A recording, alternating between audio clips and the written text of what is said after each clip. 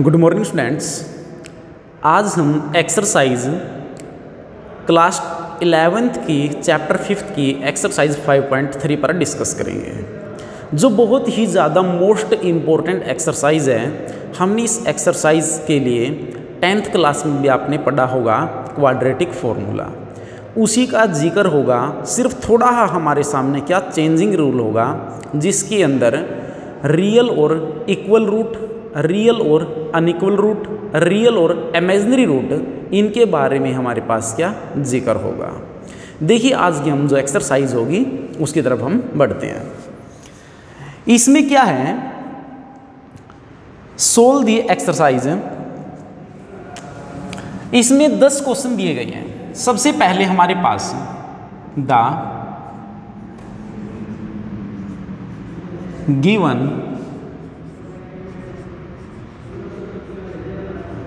Equation. हमारे पास जो first question है वो है x² प्लस में 3 इज इक्वल टू 0। कहता सोल्व दी इक्वेशन। दोस्तों इस तरह के क्वेश्चनों में है तो ये क्वाड्रेटिक इक्वेशन, किंतु इसमें अगर हम पावर के अकॉर्डिंग देखें, x² के बाद x की पावर 1 यहाँ पर एलिमिनेट है। अगर ऐसे क्वेश्चन आ जाते हैं तो आपने कैसे करना है, उसके लिए अकॉर्डिंग टू क्वेश्चन क्या करेंगे, x² प्लस में 3 इज इक्वल टू 0। x² ये पॉजिटिव है, इस तरफ आकर किस चीज में कन्वर्ट हो गया, negative. x is equal to, ये स्क्वायर है, लेफ्ट से राइट में अगर लेके जाएंगे तो किस में कन्वर्ट होगा, हमारे पास अंडर रूट में। 10th क्लास में 3 प्रॉपर्टीज आती थी। अगर d इज इक्वल टू 0 होता था तो हम क्या लिखते थे, रियल एंड इक्वल रूट। ऐसा ही करते थे ना 10th क्लास में। सेकंड, d ग्रेटर देन 0 तो हम क्या लिखते थे, रियल एंड अनइक्वल रूट। तीसरी क्या होती थी, d लेस देन 0 यानी -x। 0 से अगर माइनस में आ जाता था हम क्या लिखते थे, रियल एंड इमेजिनरी रूट। 10वीं क्लास में अगर माइनस में हमारे सामने d आ जाती थी, टीचर कहते थे हमने यहीं तक ही करना है। अब +1 क्लास में हमने इसी स्टेप के ऊपर हमने क्या फोकस रखना है। अगर d की वैल्यू नेगेटिव आ जाती है, हमने इस माइनस को ही क्या करना है, एलिमिनेट करना है। तब क्या होगा, रियल एंड इमेजिनरी रूट होगा। देखिए हमने बेसिकली कॉन्सेप्ट बताया था, अगर i² इज इक्वल टू -1 है तो i इज इक्वल टू हम क्या लिख सकते थे, -1। अब अगर हम d निकालते समय हमारे पास अंडर रूट के अंदर -19 आ गया, हम इसको सेपरेट कर सकते हैं क्या, under root 19 under root -1, under root 19 under root -1 किसके इज इक्वल टू है, आयोटा। सेपरेट करके भी दिखा सकते हैं, अदरवाइज आप सिंपल अगर आपको पता है तो आप सीधा भी लिख सकते हैं, अंडर रूट जो 19 है वो अंडर रूट 19 आयोटा के इक्वल। तो यानी हमने इस इमेजिनरी रूट को, नेगेटिव वाले फंक्शन को हमने क्या करना है, खत्म करना है। अब हम इसको क्या लिख सकते हैं, x is equal to under root 3 into में -1, अंडर रूट 3 इंटू में किसके इज इक्वल टू है, आयोटा। तो क्या बन गया, under root 3 iota. Under root के अंदर हमारे सामने पॉजिटिव और नेगेटिव यानी रियल और इमेजिनरी दोनों के दोनों ही हमारे पास क्या फंक्शन बनते हैं। यहां पर पावर कितनी है 2, तो इसका मतलब इसके फैक्टर कितने बनेंगे हमारे सामने, वो बनेंगे हमारे सामने 2 जीरोज हमारे पास बन सकते हैं √3 आयोटा माइनस √3 आयोटा। ठीक है, चलिए नेक्स्ट क्वेश्चन पर चलते हैं हम।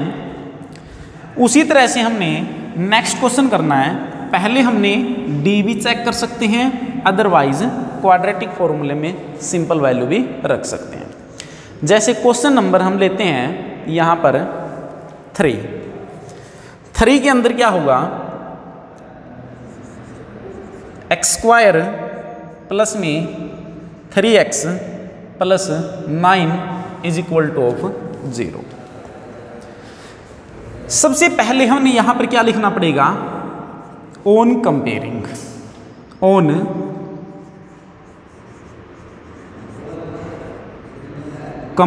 The quadratic equation. हमने इसमें कंपेयर क्यों किया, क्योंकि फर्स्ट क्वेश्चन के अंदर हमारे सामने ये एलिमिनेट था, सिर्फ ओनली x² और कांस्टेंट ही दिया गया था। तो किससे कंपेयर करेंगे, क्वाड्रेटिक इक्वेशन क्या होती है, x² प्लस bx प्लस में c is equal two of 0। a क्या हुआ दोस्तों हमारे पास, x² का कोफिशिएंट 1, b क्या हुआ 3, c क्या हुआ 9। सबसे पहले हम d चेक करेंगे, d is equal two of 0, d greater than 0, d less than 0। d क्या हमारे पास, डिस्क्रिमिनेंट।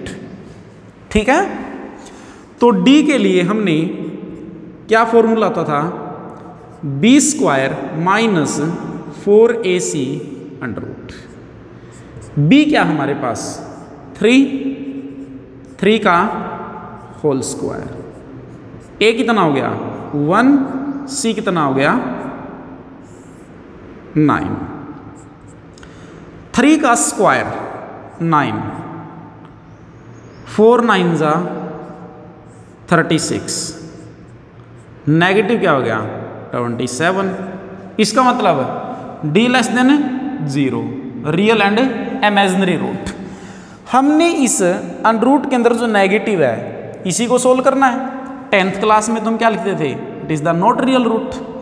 तो हम इसको क्या लिख सकते हैं, सेपरेट करेंगे। क्या लिख सकते हैं सेपरेट में, इनटू -√1। तो आप इसको क्या लिखेंगे 27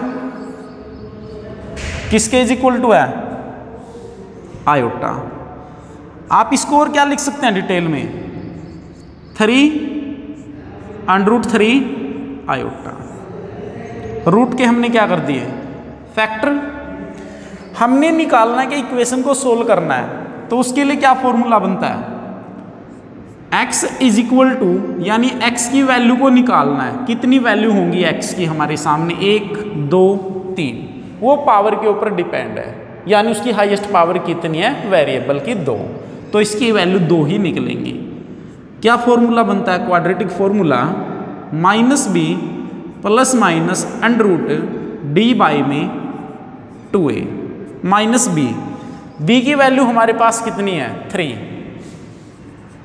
प्लस माइनस d की वैल्यू कितना हो गया हमारे पास यहाँ पे, अभी हमने निकाला यहाँ पर 3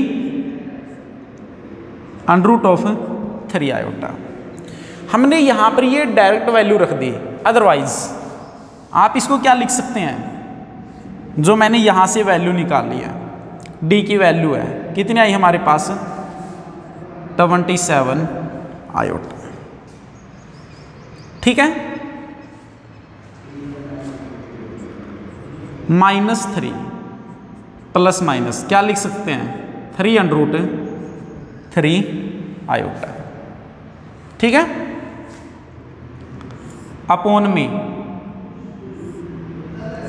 2a, a की वैल्यू कितनी है 1 2, तो क्या लिख सकते हैं -3 प्लस माइनस 3√3 आयोटा बाई में 2। x की वैल्यू फाइंड आउट करनी थी, प्लस और माइनस, तो यानी कितनी वैल्यू होंगी x की 2। एक तो क्या बनेगी -3 प्लस 3√3 आयोटा बाई में 2, एक क्या बनेगी -3 आयोटा बाई में 2। इस तरह से हमने इस एक्सरसाइज को करना है। चलिए देखिए हम नेक्स्ट क्वेश्चन करते हैं। नेक्स्ट क्वेश्चन हम क्वेश्चन नंबर 8। क्वेश्चन नंबर 8 में यही क्वेश्चन पूछता है फाइंड द वैल्यू। वही क्वाड्रेटिक इक्वेशन दी गई है, पहले तो हमने d निकाल सकते हैं या फिर फॉर्मूले में डायरेक्ट वैल्यू रख सकते हैं। देखिए क्वेश्चन नंबर 8 में √3x² माइनस √2x प्लस में 3√3 इज इक्वल टू ऑफ 0। देखिए उसी तरह से क्वाड्रेटिक इक्वेशन है a की वैल्यू कितना हो गया √3, b कितना हो गया -√2, c 3√3। आपने वैल्यू निकालनी है, आप ये फॉर्मूला भी अप्लाई कर सकते हैं -b plus minus √b² minus 4ac upon में 2a, क्योंकि इसका मतलब क्या आता है d discriminant -b minus √2 plus minus b का स्क्वायर माइनस √2 का होल स्क्वायर 4a और c, a की वैल्यू √3, c की वैल्यू 3√3 बाई में 2a, a की वैल्यू कितना हो गया √3 माइनस और माइनस प्लस √2। अगर हम इसको सोल्व करते हैं, इसका मतलब क्या हो गया -1 कि इसके साथ मल्टीपल है, -1 का होल स्क्वायर 1, रूट से रूट कैंसिल, क्या बचा 2 माइनस 4 3 जा 12, 3 और 3 मल्टीपल करेंगे 9 का रूट कितना होता है 3, तो क्या बन गया यहाँ पर, यानी ये बन गया 4 मल्टीपल में 3 इंटू 3 पेयर बन गया, 4 मल्टीपल 3 मल्टीपल 3 कितना आ गया हमारे पास 9 मल्टीपल 4 36 बाई में 2√3 क्या बना √2 प्लस माइनस -34 2√3। हमने इस इमेजिनरी को क्या करना है खत्म करना है, तो क्या लिखेंगे 2 प्लस माइनस, हम इसको क्या लिख सकते हैं 34 आयोटा बाई में 2√3। तो x की कितनी वैल्यू हुई हमारे पास 2, एक बार प्लस में लिखेंगे एक बार माइनस में। इस तरह से हमने कंप्लीट के कंप्लीट 10 क्वेश्चन दिए गए इस एक्सरसाइज के अंदर। तो डियर स्टूडेंट्स, जितने भी क्वेश्चन हमारे पास दिए गए हैं बहुत ही ज़्यादा इम्पोर्टेंट हैं। ये क्वेश्चन आपके एनुअल एग्ज़ाम में भी पूछ सकता है और प्लस में कंपटीशन एग्ज़ाम में भी हर एक क्वेश्चन के बारे में अच्छी तरह से पूछ सकता है एग्जामिनर। तो हमने बेसिकली हर एक कॉन्सेप्ट को अच्छी तरह से करना है। Okay, thanks. ओके।